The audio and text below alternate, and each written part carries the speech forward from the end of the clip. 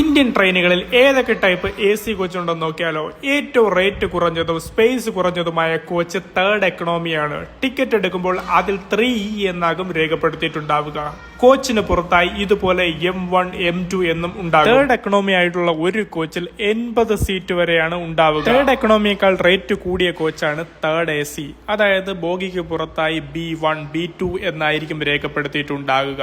ഇതിൽ ഒരു കോച്ചിൽ 72 സീറ്റുകളാണ് ഉണ്ടാവുക. ഇത് ലെഗ് സ്പേസ് അത്യാവശ്യം എക്കണോമിയേക്കാൾ കൂടുതലാണ്. തേർഡ് AC റേറ്റ് കൂടിയതാണ് സെക്കൻഡ് AC.